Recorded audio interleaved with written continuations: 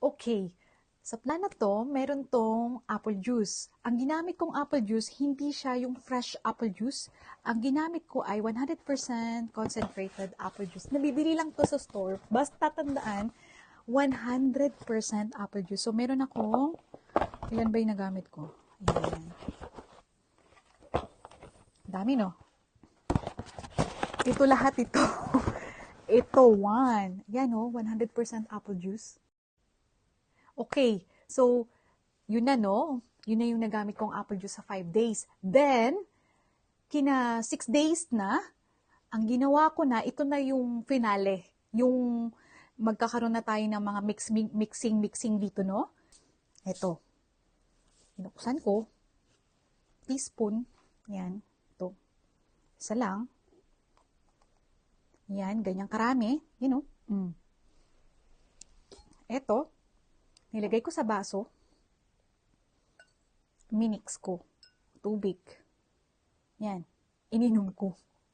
Yun ang ginawa ko. And then, pagdating ng 2 oras ulit, same routine. Ginawa ko ulit yun. Binuksan ko to. Kumuha ulit ako. Yan. Ganyan. And then, lagay ulit. Tsaka water. Then, ininom ko. Pagdating ng 11, kasi start ako ng 7, diba? 7. So, 8, 9. 9, ginawa ko ulit yung mixing na yan, na ininom ko. 7. So,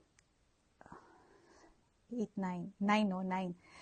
10, 11. Pagdating ng 11 p.m., ang ginawa ko ay nag-squeeze ako ng 4 na lemon.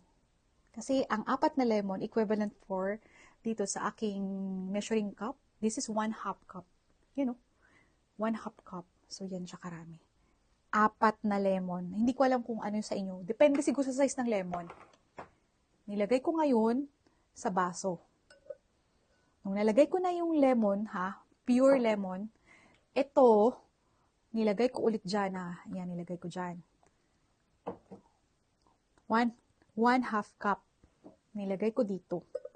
Bale, makikita mo yung difference ng color niya, lemon and olive oil. Hindi pa siya talagang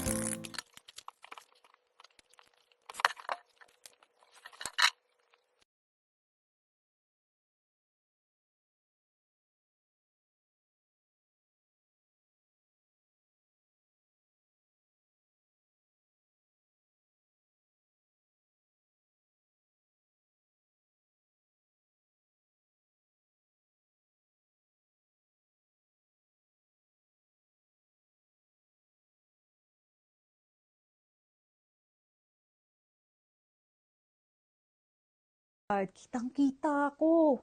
Pag lumulutang yung mga green, sabi ko, uy, may mga diamante na. May mga green. Talagang na-amaze ako. Overwhelm ako sa kulay. Sabi ko, first time ko makakita ng ganun. Pero ina-expect ko na yun. Pero, ano talaga, parang, wow, as in, ginhawa. ginhawa in terms of, no worries ka ba na, uy, pero ang dami kong gallstone, tingnan nyo, papakita ko sa inyo ha, wait lang. I wanna show you. Ito, papakita ko sa inyo, yan oh. Yan ang lumabas, yung kaninang na-flash ko.